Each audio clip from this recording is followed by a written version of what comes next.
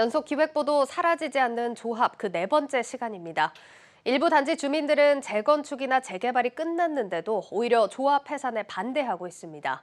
조합장이나 운영진이 자금을 빼돌린 게 없는지 검증해야 한다는 이유 때문입니다. 이 거듭되는 분쟁을 줄이기 위해서 공공이 역할을 해야 한다라는 목소리가 커지고 있습니다. 임동진 기자입니다. 입주 시작 이후 1년 4개월 만에 해산을 추진 중인 강동구의 한 재건축 조합. 그런데 이곳에선 일부 주민들이 오히려 해산을 반대하고 있습니다. 조합장이 유치원 인허가, 상가 낙찰 등 각종 문제를 덮기 위해 조합을 서둘러 해산시키려 한다는 주장입니다. 세대당 400만 원에서 700만 원씩밖에 줄 게 없다고 했었어요.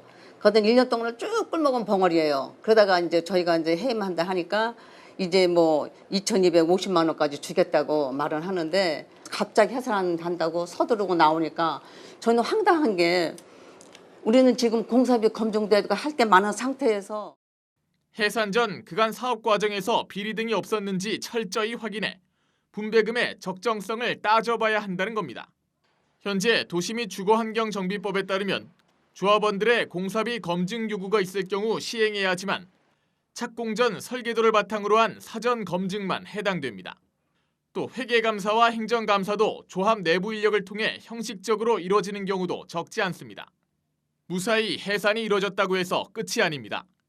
조합장들이 정비사업의 마지막 단계인 청산에 들어갈 때 수십억 원의 돈을 운영자금으로 잡아놓는 일이 허다합니다.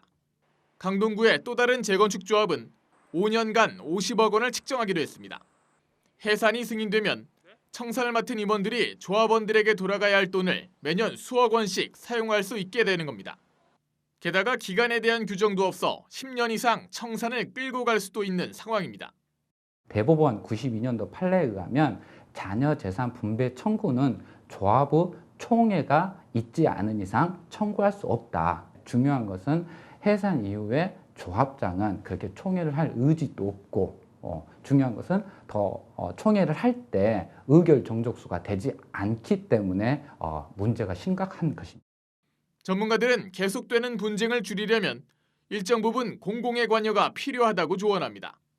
오랜 기간이 필요한 법 개정이 아닌 정비 사업에 대한 가이드라인 제시만으로 성과를 기대할 수 있다는 의견도 나옵니다.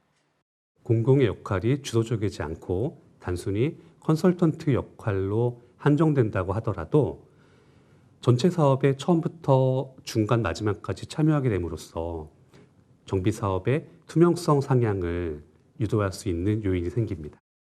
정비 사업에 뚫려 있는 구멍을 메우기 위한 정부와 지자체의 고민이 요구되고 있습니다.